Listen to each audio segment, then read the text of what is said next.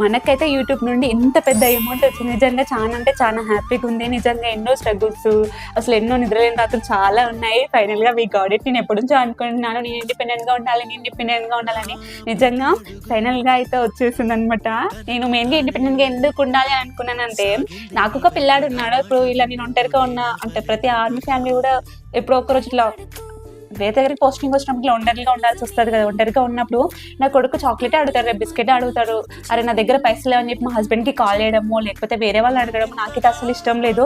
అలా అడగకుండా నాకు నేను ఎన్నో చేసుకోవాలి, ఇంట్లో ఉన్నా సరే నాకు నేను ఎన్నో చేసుకోవాలన్న చిన్న ఇదైతే ఉండే. ఫైనల్గా వి గాట్ ఇట్ అనమాట. ఈ యూట్యూబ్ పెట్టడం వల్ల నేను పాటల్లో ఉన్నప్పుడు అంత స్ట్రగుల్స్ అంటే వేరే వాళ్ళు, నేను యూట్యూబ్ నుంచి స్ట్రగుల్స్ పడ్డా ఉన్నది కానీ వేరే వాళ్ళు మాటలతో బాధ పెట్టడం అలా ఇలా ఏం లేదు. బట్ ఇంటికి వచ్చిన తర్వాత ఎలా ఉన్నానంటే, అరే ఈమె యూట్యూబ్ చేస్తుంది, అరే ఈమె యూట్యూబ్ చేస్తుంది, పిచ్చి పిచ్చి అన్ని పెడుతుంది, అవి అట్లా ఎట్లా మాట్లాడుతుంది తెలుసు కదా విలేజ్లో.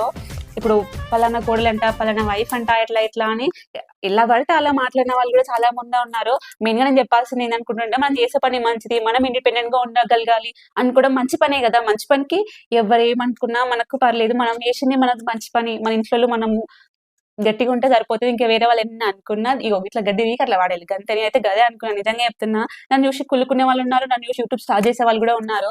ఫైనల్‌గా వి గాట్ ఇట్ అనమాట. దీన్ని లాంగ్ వీడియో ఇంకా నేను చాలా అంటే చాలా షేర్ చేసుకున్నాను. అది తప్పకుండా కింద ట్యాగ్ చేస్తాను, చెక్ చేయండి. అండ్ అమౌంట్ ఎంత వచ్చింది అన్న క్యూరియాసిటీ అయితే అందరికి ఉంటది కదా. అది నేను వీడియోలో లాంగ్ వీడియోలో షేర్ చేస్తాను. Go and check it out.